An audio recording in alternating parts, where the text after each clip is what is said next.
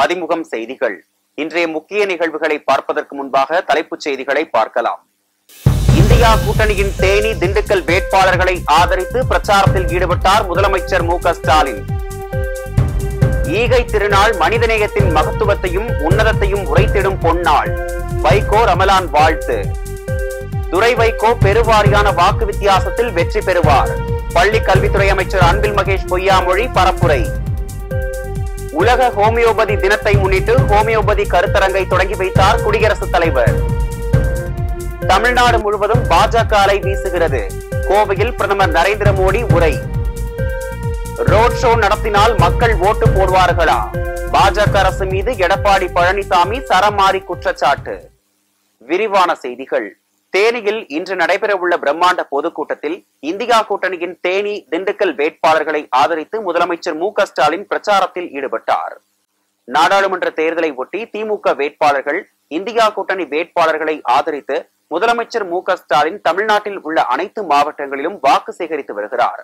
இந்நிலையில் தேனி மாவட்டம் பெரியகுளம் பகுதியில் உள்ள உழவர் சந்தையில் வியாபாரிகள் மற்றும் மக்களை சந்தித்து திமுக வேட்பாளர் தங்க தமிழ்ச்செல்வனுக்கு ஆதரவாக முதலமைச்சர் மு.க.ஸ்டாலின் வாக்கு சேகரித்தார். அப்போது அங்குள்ள டீ கடையில் அமர்ந்து முதலமைச்சர் மு.க.ஸ்டாலின் தேநீர் அருந்தினார். இதனைத் தொடர்ந்து பொதுக்கூட்டத்தில் முதலமைச்சர் மு.க.ஸ்டாலின் கலந்து கொண்டு உரையாற்றினார். இதற்காக தேனியில் லட்சக்கணக்கானோர் அமரும் வகையில் பிரம்மாண்டமான மேடை அமைக்கப்பட்டுள்ள நிலையில் ஏராளமான காவல்துறையினர் பாதுகாப்பு பணியில் ஈடுபட்டுள்ளனர். ஈகை திருநாள் மனிதநேயத்தின் மகத்துவத்தையும் உன்னதத்தையும் உரைத்திடும் பொன்னாள் என்று மதிமுக பொதுச் செயலாளரும் மாநிலங்களவை உறுப்பினருமான வைகோ ரமலான் வாழ்த்து தெரிவித்துள்ளார். இது தொடர்பாக அவர் வெளியிட்டுள்ள வாழ்த்துச் செய்தியில், இஸ்லாமிய பெருமக்கள் ரமலான் மாதத்தின் 30 நாட்களிலும் பசித்திருந்து, தனித்திருந்து, விழித்திருந்து, இறையை நினைத்திருந்து, நோன்பு எனும் மாண்புடன் தவம் இருந்தமைக்கு களித்திருந்து மகிழ்ந்திடும் நன்னாள் ரமலான் திருநாள் என குறிப்பிட்டுள்ளார். ஏழை எளிய மக்களுக்கு ஜக்காத் என்னும் நன்கொடைகளை வாரி வழங்கி ஈதல் இசைப்பட வாழ்தல் என்னும் விதத்தில் ஈத்துவக்கும் மகிழ்ச்சியில் இஸ்லாமிய பெருமக்கள் திளைக்கின்றனர் எனவும் வைகோ குறிப்பிட்டுள்ளார். வையத்து மாந்தரெல்லாம் மகிழ்ந்திடும் இந்த ஈகை திருநாள் என தெரிவித்துள்ள வைகோ, மனிதநேயத்தின் மகத்துவத்தையும் உன்னதத்தையும் உரைத்திடும் பொன்னாள் எனவும் குறிப்பிட்டுள்ளார். இந்திய நாட்டின் ஒருமைப்பாட்டையும் ஜனநாயகத்தையும் பன்முகத்தன்மையையும் பாதுகாக்கும் அடித்தளம்தான் மத சார்பின்மையாகும். நாடாளுமன்ற தேர்தலில் ஜனநாயகத்தின் அடித்தளத்தை தகர்க்கின்ற முயற்சியில் ஈடுபட்டுள்ள சக்திகளை விரட்டி அடிப்போம் எனவும் வைகோ குறிப்பிட்டுள்ளார். அன்னலார் நபிகள் நாயகம் காட்டிய நெறிகளை ஏற்று வாழும் இஸ்லாமிய பெருமக்கள் கொண்டாடுகிற ரமலான் திருநாளில் சமய நல்லிணக்கமும் சகோதரத்துவமும் நிலைநாட்டப்படவும் சமூக ஒற்றுமை தழைக்கவும் பாடுபடுவோம் என சூளுரைத்து மறுமலர்ச்சி திராவிட முன்னேற்ற கழகத்தின் சார்பில் இனிய ரமலான் வாழ்த்துக்களை இஸ்லாமிய பெருமக்களுக்கு தெரிவித்துக் கொள்வதில் மட்டற்ற மகிழ்ச்சி அடைவதாக வைகோ தமது அறிக்கையில் குறிப்பிட்டுள்ளார். திருச்சி நாடாளுமன்ற தொகுதி வேட்பாளர் துரை வைகோ பெருவாரியான வாக்கு வித்தியாசத்தில் வெற்றி பெறுவார் என பள்ளி கல்வித்துறை அமைச்சர் அன்பில் மகேஷ் பொய்யாமொழி தெரிவித்துள்ளார். திமுக தலைமையிலான இந்தியா கூட்டணியில் திருச்சி நாடாளுமன்ற தொகுதியில் மதிமுக வேட்பாளர் துரை வைகோ போட்டியிடுகிறார். இந்நிலையில் நாள்தோறும் கூட்டணி கட்சி நிர்வாகிகளோடு தீப்பெட்டி சின்னத்திற்கு துரை வைகோ தீவிர வாக்கு சேகரிப்பில் ஈடுபட்டு வருகிறார். அதன் ஒரு பகுதியாக துரை வைகோவை ஆதரித்து Tiruchi Duraisamipuram main road, Keezhaputhur, Naganathar tea stall அருகில் காளியம்மன் கோவில், எடத்தெரு விறகு மந்தை வழி, பருப்புக்கார தெரு ஆகிய இடங்களில் திமுக திருச்சி தெற்கு மாவட்ட செயலாளர் தமிழக பள்ளிக்கல்வித்துறை அமைச்சர் அன்பில் மகேஷ் பொய்யாமொழி தீப்பெட்டி சின்னத்தில் வாக்கு கேட்டு உரையாற்றினார். நம்முடைய வெற்றி வேட்பாளர் துரை வைகோ அவர்களுக்கு தீப்பெட்டி சின்னத்திலே வாக்களித்து அவரை பெருவாரியான வாக்கு வித்தியாசத்தில் வெற்றி பெற வைக்க வேண்டும் என்று கேட்டுக்கொள்ள உங்களை தேடி, உங்களை நாடி நாங்கள் வருகை தந்திருக்கின்றோம். எப்படி உங்களுடைய வீட்டு பிள்ளையாக நம்முடைய அண்ணன் இனிகோ அவர்களுடைய குரல் சட்டமன்றத்திலே உங்களுக்காக ஒலித்துக் கொண்டிருக்கின்றதோ, அதே போன்று நமக்கான குரலாக, நாடாளுமன்றத்தை ஒலிக்கக்கூடிய குரலாக நம்முடைய அண்ணன் வைகோவுடைய மகன் துரை வைகோவுடைய குரல் ஒலிக்க வேண்டும் என்று சொன்னால் நீங்கள் எல்லாரும் அவருக்கு தீப்பெட்டி சின்னத்திலே வாக்களித்து அவரை பெருவாரியான வாக்கு வித்தியாசத்தில் வெற்றி பெற வைக்க வேண்டும். திருச்சி கிழக்கு சட்டமன்ற உறுப்பினர் இனிகோ இருதயராஜ், திமுக கிழக்கு மாநகர செயலாளர் மு. மதிவாணன், மதிமுக துணை பொதுச் செயலாளர் மருத்துவர் ரொகையா, திருச்சி மாநகர் மாவட்ட செயலாளர் வெல்லமண்டி சோமு உள்ளிட்ட மறுமலர்ச்சி திமுக நிர்வாகிகள் உடனிருந்தனர். உலக ஹோமியோபதி தினத்தை முன்னிட்டு புதுதில்லியில் நடைபெற்ற ஹோமியோபதி கருத்தரங்கை குடியரசுத் தலைவர் திரௌபதி முர்மு தொடங்கி வைத்தார். உலக ஹோமியோபதி தினத்தை முன்னிட்டு புதுதில்லியில் ஹோமியோபதி ஆராய்ச்சிக்கான மத்திய கவுன்சில் ஏற்பாடு செய்திருந்த 2 நாள் ஹோமியோபதி கருத்தரங்கை குடியரசுத் தலைவர் திரௌபதி முர்மு தொடங்கி வைத்தார். நிகழ்ச்சியில் பேசிய குடியரசுத் தலைவர், எளிமையான மற்றும் எளிதில் அணுகக்கூடிய முறையாக ஹோமியோபதி முறை பல நாடுகளில் பின்பற்றப்பட்டு வருவதாக கூறினார். உலகம் முழுவதும் சர்வதேச, தேசிய மற்றும் உள்ளூர் மாவட்டங்களில் பல நிறுவனங்கள் ஹோமியோபதியை ஊக்குவித்து வருவதாக கூறிய அவர், இந்தியாவில் ஹோமியோபதி மருத்துவத்தை ஊக்குவிப்பதில் ஆயுஷ் அமைச்சகம், மத்திய ஹோமியோபதி ஆராய்ச்சி கவுன்சில், தேசிய ஹோமியோபதி ஆணையம், தேசிய ஹோமியோபதி நிறுவனம் மற்றும் மத்திய அரசின் அனைத்து நிறுவனங்களையும் பாராட்டினார். தமிழ்நாடு முழுவதும் பாஜக அலை வீசுகிறது என்று பிரதமர் நரேந்திர மோடி உரையாற்றியுள்ளார். மக்களவை தேர்தலையொட்டி தமிழகத்தில் பிரச்சாரம் மேற்கொள்வதற்காக 2 நாள் பயணமாக பிரதமர் நரேந்திர மோடி நேற்றைய தினம் சென்னை வந்திருந்தார். நேற்று சென்னை தீநகரில் உள்ள பாண்டி பஜாரில் பாஜக சார்பில் ஏற்பாடு செய்யப்பட்டிருந்த வாகன பேரணியில் பங்கேற்று பாஜக வேட்பாளர்களை ஆதரித்து பிரச்சாரம் மேற்கொண்டார். இதன் தொடர்ச்சியாக 2ஆம் நாளான நேற்று வேலூரில் நடைபெற்ற பொதுக்கூட்டத்தில் பங்கேற்று தேசிய ஜனநாயக கூட்டணியில் அங்கம் வைக்கும் புதிய நீதி கட்சி தலைவர் ஏசி சண்முகம் உள்ளிட்ட 6 பேருக்கு ஆதரவு திரட்டினார். இதைத் தொடர்ந்து கோவை பொதுக்கூட்டத்தில் பங்கேற்க பிரதமர் மோடி மேட்டுப்பாளையம் சென்றார். நீலகிரி, கோவை, திருப்பூர், பொள்ளாச்சி தொகுதி வேட்பாளர்களை ஆதரித்து பிரதமர் மோடி பரப்புரை மேற்கொண்டார். அப்போது பேசிய பிரதமர் மோடி, அனைவருக்கும் இனிய தமிழ் புத்தாண்டு நல்வாழ்த்துக்கள் என தமிழில் வாழ்த்து தெரிவித்தார். தொடர்ந்து பேசிய அவர், கொங்கு மண்டலமும் நீலகிரியும் பாஜகவிற்கு எப்போதும் முக்கியமான இடங்கள் என்றும் தமிழ்நாடு முழுவதும் பாஜக அலை வீசுவதாகவும் பிரதமர் மோடி உரையாற்றினார். விமானத்தில் இருந்து வந்து இறங்கி ரோட் ஷோ நடத்தினால் மக்கள் ஓட்டு போட்டு விடுவார்களா என அதிமுக பொதுச் செயலாளர் எடப்பாடி பழனிசாமி விமர்சித்துள்ளார். பொள்ளாச்சி தொகுதி அதிமுக வேட்பாளர் கார்த்திகேயனை ஆதரித்து அதிமுக பொதுச் செயலாளர் எடப்பாடி பழனிசாமி பிரச்சாரம் மேற்கொண்டார். அப்போது பேசிய எடப்பாடி பழனிசாமி, பிரதமர் மோடியின் ஏமாற்று வேலை தமிழ்நாட்டில் எடுபடாது என்று கூறிய அவர், விமானத்தில் இருந்து வந்து இறங்கி ரோட் ஷோ நடத்தினால் மக்கள் ஓட்டு போட்டு விடுவார்களா என விமர்சித்துள்ளார். அமலாக்கத்துறையின் கைதை எதிர்த்து தொடர்ந்த வழக்கை டெல்லி உயர்நீதிமன்றம் தள்ளுபடி செய்ததை தொடர்ந்து அரவிந்த் கெஜ்ரிவால் உச்சநீதிமன்றத்தில் மேல்முறையீடு செய்துள்ளார்.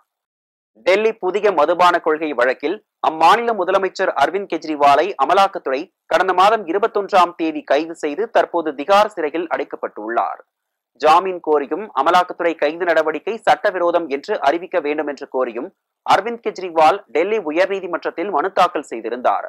இந்த வழக்கை விசாரித்த நீதிபதி ஸ்வர்ணகாந்த் சர்மா, அரவிந்த் கெஜ்ரிவாலின் கைது நடவடிக்கையை சட்டவிரோதம் என்று அறிவிக்க முடியாது என்று கூறி அவரின் மனுவை தள்ளுபடி செய்தார். இந்நிலையில் டெல்லி உயர்நீதிமன்ற தீர்ப்பை எதிர்த்து அரவிந்த் கெஜ்ரிவால் தரப்பில் உச்சநீதிமன்றத்தில் மேல்முறையீடு மனு அளிக்கப்பட்டுள்ளது. தலைமை நீதிபதி சந்திரசூடை சந்தித்து இந்த வழக்கை அவசரமாக விசாரணைக்கு எடுக்க கெஜ்ரிவால் தரப்பு வழக்கறிஞர்கள் வலியுறுத்தியுள்ளனர். ரம்ஜான் மற்றும் வார இறுதி நாட்களை ஒட்டி சென்னை உள்ளிட்ட இடங்களில் இருந்து 1265 சிறப்பு பேருந்துகள் இயக்கப்பட உள்ளதாக தமிழ்நாடு போக்குவரத்து கழகம் அறிவித்துள்ளது.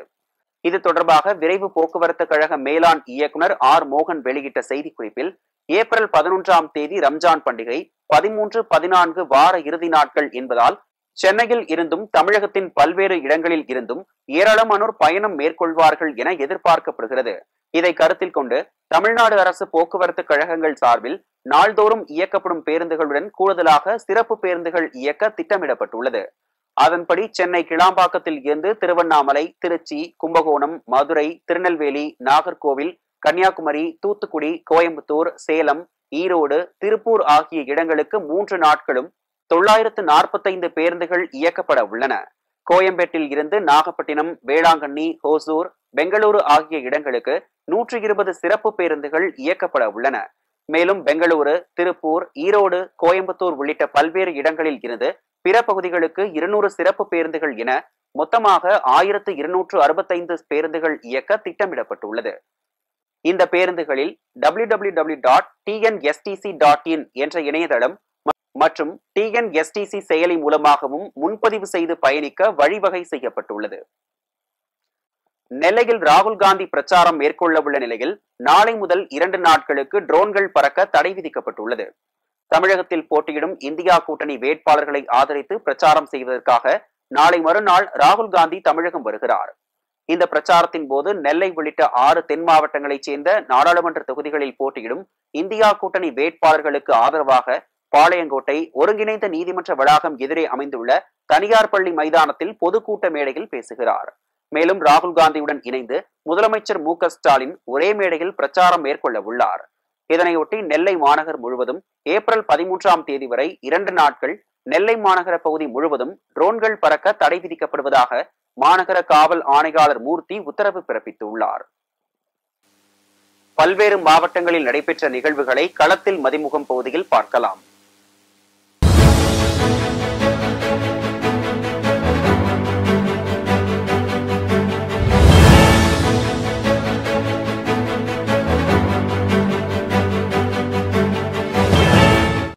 செங்கல்பட்டு மாவட்டம் நாகமலை பகுதியில் இயங்கி வரும் தனியார் கல்குவாரியில் 8 பேர் கொண்ட வருமான வரித்துறை குழுவினர் சோதனை மேற்கொண்டனர்.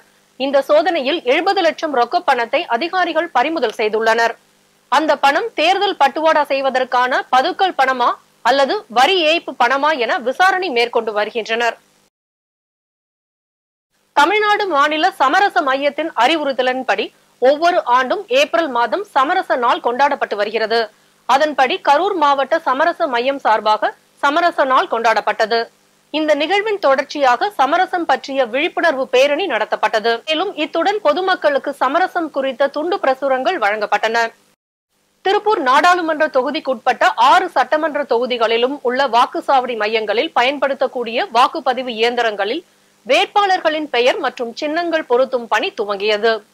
இந்த பணிகளை மாவட்ட ஆட்சியரும் தேர்தல் நடத்தும் அலுவலருமான கிறிஸ்துராஜ் நேரில் ஆய்வு மேற்கொண்டார். தொடர்ந்து திருப்பூர் நாடாளுமன்ற தொகுதியில் போட்டியிடக்கூடிய அரசியல் கட்சியினர் மற்றும் சுயேட்சை வேட்பாளர்கள் என 13 பேரின் பெயர்கள், சின்னங்கள் மற்றும் நோட்டா என 14 சின்னங்கள் பொருத்தப்பட்டது. திருப்பூர் மாவட்டம் காசிலிங்கம் பாளையம் பகுதியில் உள்ள ஆழ்துளை போர் கிணறுகளில் தண்ணீரின்றி அப்பகுதி மக்கள் சிரமம் அடைந்து வருவதாக குற்றம் சாட்டியுள்ளனர். மேலும் அப்பகுதியில் இருந்து அருகில் உள்ள கிராமங்களுக்கு செல்ல சரியான பேருந்து வசதி இல்லை எனவும் அடிப்படை வசதிகள் செய்து தர வேண்டும் எனவும் சாலை மறியலில் ஈடுபட்டனர். வேலூர் மாவட்டம் குடியாத்தம் பகுதியில் உள்ள மோர்தானா அணையிலிருந்து மாவட்ட ஆட்சியர் உத்தரவின்படி நீர்வளத்துறை செயற்பொறியாளர் ரமேஷ் தண்ணீரை திறந்து வைத்தார். இதன் மூலம் கவுண்டன்யா ஆற்றில் 140 கன அடி வீதம் இடதுபுற கால்வாய் வழியாகவும் வலதுபுற கால்வாய் வழியாக 70 கன அடி நீரும் செல்லும். இது 16 நாட்களுக்கு மொத்தம் 193.54 மில்லியன் தண்ணீர் தொடர்ந்து திறக்கப்பட உள்ளதாகவும் இதன் மூலம் பொதுமக்களும் விவசாயிகளும் பயனடைவார்கள்.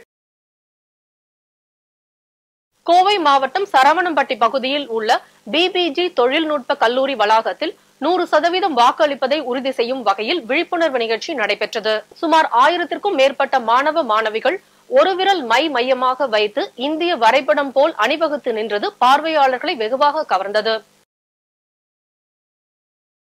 திருப்பத்தூர் மாவட்டம் ஆம்பூர் சாலை புதுத்தேரி பகுதியில் வசிக்கும் வயதானவர்கள் மற்றும் உடல் ஊனமுற்றோருக்கான தபால் வாக்கு சேகரிக்கும் பணி தொடங்கியது. இதனை மாவட்ட ஆட்சியர் தர்பகராஜ் நேரடியாக சென்று பார்வையிட்டு ஆய்வு மேற்கொண்டார். அப்போது மண்டல தேர்தல் அலுவலர் அருள்தாஸ், உதவியாளர் ஹரிஹரன், கிராம நிர்வாக அலுவலர் ராஜ்குமார் உள்ளிட்ட அலுவலர்கள் உடனிருந்தனர்.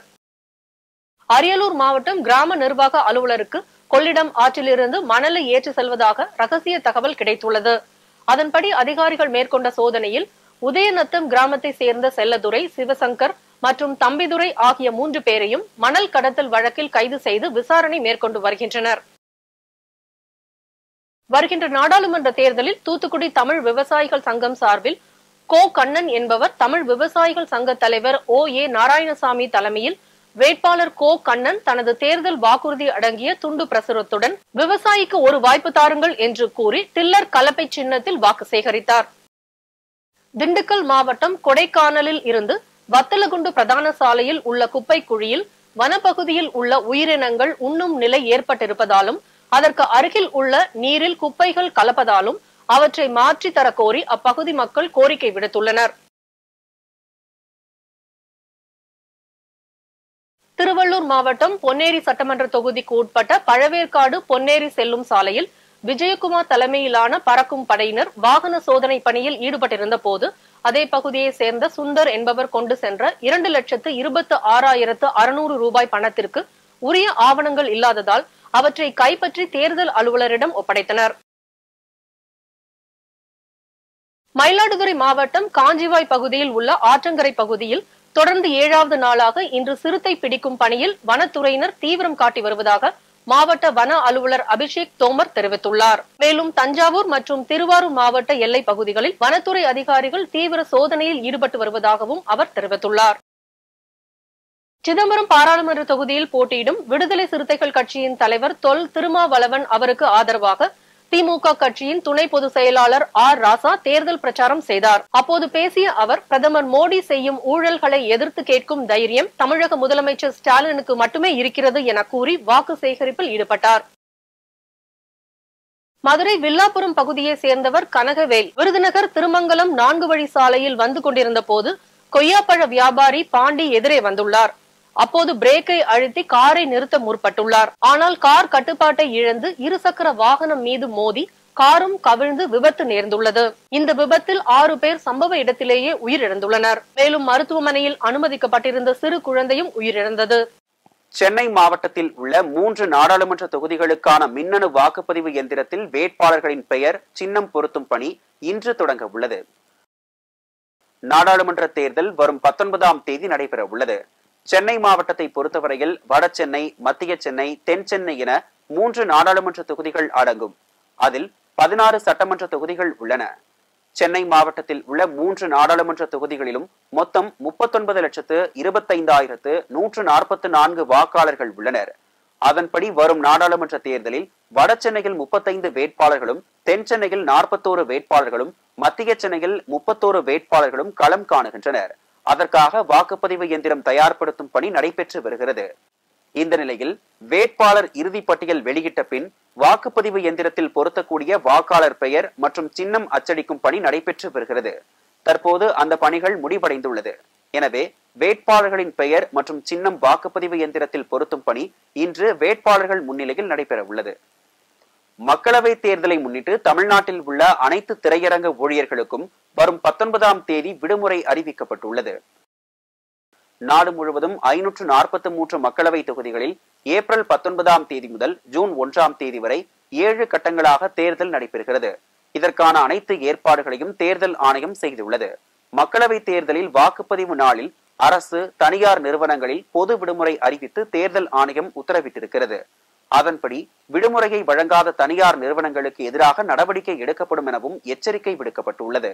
இந்நிலையில் தமிழ்நாட்டில் உள்ள அனைத்து திரையரங்க ஊழியர்களுக்கும் வரும் 19ஆம் தேதி விடுமுறை அறிவிக்கப்பட்டுள்ளது. இந்தோனேஷியா நாட்டின் ரான்சிகி பகுதியில் சக்தி வாய்ந்த நிலநடுக்கம் ஏற்பட்டதால் பொதுமக்கள் அச்சமடைந்துள்ளனர். இந்தோனேஷியா நாட்டின் ரான்சிகி பகுதியில் சக்தி வாய்ந்த நிலநடுக்கம் ஏற்பட்டது. நிலத்திற்கு அடியில் 9.1 கிலோமீட்டர் ஆழத்தில் ஏற்பட்ட இந்த நிலநடுக்கமானது ரிக்டர் அளவுகோலில் 6.0 பதிவாகியுள்ளது. நிலநடுக்கத்தால் வீடுகள் லேசாக அதிர்ந்தது. இதனால் அச்சமடைந்த மக்கள் சாலைகளில் தஞ்சமடைந்தனர். நிலநடுக்கத்தால் ஏற்பட்ட சேதங்கள் குறித்து தற்போது வரை தகவல் வெளியாகவில்லை. இருப்பினும் சில இடங்களில் மீட்பு பணிகள் நடைபெற்று வருவதாக கூறப்படுகிறது. மீண்டும் தலைப்புச் செய்திகள். இந்தியா கூட்டணியின் தேனி, திண்டுக்கல் வேட்பாளர்களை ஆதரித்து பிரச்சாரத்தில் ஈடுபட்டார் முதலமைச்சர் மு க ஸ்டாலின். ஈகை திருநாள் மனிதநேயத்தின் மகத்துவத்தையும் உன்னதத்தையும் உரைத்திடும் பொன்னாள். வைகோ ரமலான் வாழ்த்து. துரை வைகோ பெருவாரியான வாக்கு வித்தியாசத்தில் வெற்றி பெறுவார். பள்ளி கல்வித்துறை அமைச்சர் அன்பில் மகேஷ் பொய்யாமொழி பரப்புரை. உலக ஹோமியோபதி தினத்தை முன்னிட்டு ஹோமியோபதி கருத்தரங்கை தொடங்கி வைத்தார் குடியரசுத் தலைவர். தமிழ்நாடு முழுவதும் பாஜக அலை வீசுகிறது. கோவையில் பிரதமர் நரேந்திர மோடி உரை. ரோட் ஷோ நடத்தினால் மக்கள் ஓட்டு போடுவார்களா? பாஜக அரசு மீது எடப்பாடி பழனிசாமி சரமாரி குற்றச்சாட்டு. இத்துடன் செய்திகள் நிறைவடைந்தன. மீண்டும் செய்திகள் பிற்பகல் 1:30 மணிக்கு. மேலும் செய்திகளை தெரிந்து கொள்ள மதிமுகம் பிரைம் யூடியூப் தளத்தில் இணைந்திருங்கள்.